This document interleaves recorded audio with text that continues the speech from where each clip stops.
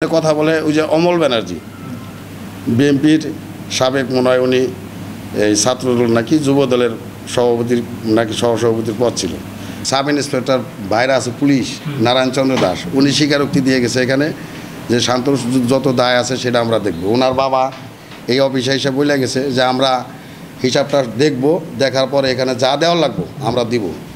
সমস্ত লোকজন আসছে, শান্তর কোনো গার্জেন আসে নাই, শান্তও আসে নাই। আমি অনেকবার ফোন দেওয়ার পরে উনি শান্ত ফোনটা রিসিভ করে, শান্ত ফোন রিসিভ করার পরে ফোনে কথা বলে ওই যে অমল ব্যানার্জি বিএনপির সাবেক মনে হয় উনি এই ছাত্রদল নাকি যুবদলের সভাপতির নাকি সহসভাপতির পদ ছিল।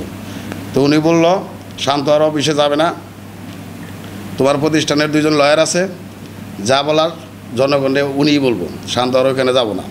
পরে আমি বললাম যে এখানে লয়ার এসে কী করবে, প্রতিষ্ঠান হলো আমাদের তিনজনের, হ্যাঁ যেহেতু একটা ব্রাঞ্চের দায়িত্ব ছিল, এখন এতগুলো লোকের সামনে আমরা দুজন ফেজ হইলাম, ও ফেজ হলো না, এতে কি সমাধান হবো? তাই তুমি কথা বেশি বলো, তোমার কথা আমলিগের মতো লাগে, তুমি আমলিগার না, তুমি কথা বেশি বলো, আমার সাথে কথা হিসাব কিতাব করে বলো। তারপরে থেকে আমরা মনে করেন যে আজকে যেহেতু 1 মাস 2 দিন যাবত নিখোঁজ, উনি যে একটা ব্রাঞ্চের দায়িত্বে ছিল, এই ব্রাঞ্চটা তো একবারে বন্ধ। সেটা হলো আপনার বালিয়াটা, হিসাবটা আমরা করতে পারি না, তার কাগজপাতি এখানে রাখা আছে। আমরা মানে পাবলিকের কাছ থেকে সময় নিতে নির্দিষ্ট টাইমের ভিতরে আমরা হিসাবটা কভার করতে পারি না, এই কারণে প্রধান কার্যালয়ের হিসাবটা ক্লোজ করে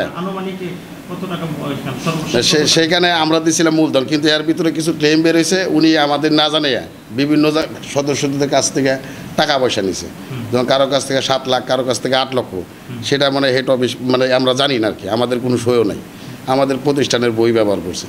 এইভাবে এফডিআর এবং কি ওই তারপরে মনে করেন ডিপিএস বাবদ মনে করেন যে অনেক আর কি পাইছি, কিন্তু সেটা আরও মূল বিষয়বস্তু কাটলে আরও পাওয়া যাবে আর কি। আমাদের যে ঘাটতিটা হয়েছে শুনেন, এই বিল্ডিং হারভেস্টার দিয়ে এই ঘাটতি পূরণ করা সম্ভব না।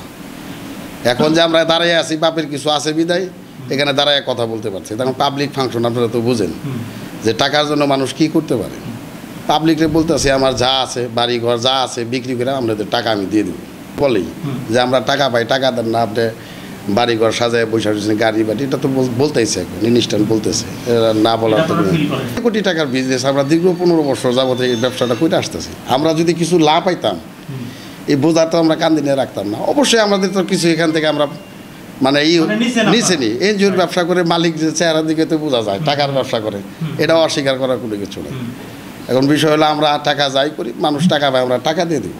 আমাদের হিসাব করে অ্যাকাউন্টসটা যেটা বের করছে সেটা হলো আমরা প্রায় 2.5 কোটি টাকার মতো এই ব্রাঞ্চে আমরা আছি, মানে লসে আছি। এখন ওই ব্রাঞ্চে কত টাকা আছে আনুমানিক একটা হিসাব আছে আর কি, যে পলাতক আছে ও আসলে আর কি সঠিকটা বের করা যাবে। ঠিক আছে, তাহলে উনার যে দায়টা আছে উনি নিয়ে যাক, আমরা সচল করে দেবো, সমস্যা। বুঝলেন যে 24টা দিন আমরা অফিসে সময় ব্যয় করছি, সেক্ষেত্রে আমরা 2টা দিক নিয়ে ভাবছি। আমাদের 3 জনের একতা, এবং একতা যদি আমরা না হতে পারি সেই ক্ষেত্রে 3 জন আলাদা, এইরকম একটা প্রিপারেশন নিয়ে রাখছিলাম। যেহেতু আমরা মনে করেন যে হিসাবের পাশাপাশি আমরা মনে করেন যে ওই এফডিআরের টাকাটা সহ আমার সাইডও মোটামুটি ভাগ করা আছে, শান্ত থাকা অবস্থায় মনে করেন যে আমরা প্রিপারেশন নিয়ে কি না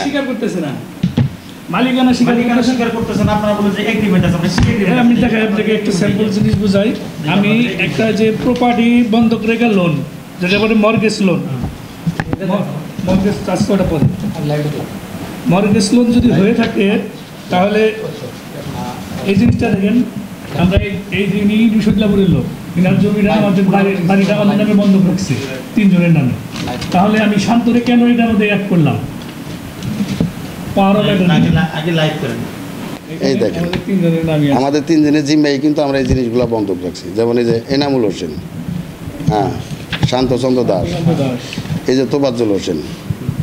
এটা তো আপনার জায়গা আমি মেনে নিলাম, কিন্তু আপনাদের এনজিওর যে 3 জন মালিক অডিটে সমবায় কি তারা জানে যে আপনারা 3 জন মালিক? অবশ্যই সেই সমবায়ের অডিটটা আমাকে দেন, যে একটা অডিট নোট আছে সেটা দেখান যে সেই অডিটের মধ্যে লেখা আছে 3 জন মালিক, এরকম একটা কাগজ অবশ্যই আছে।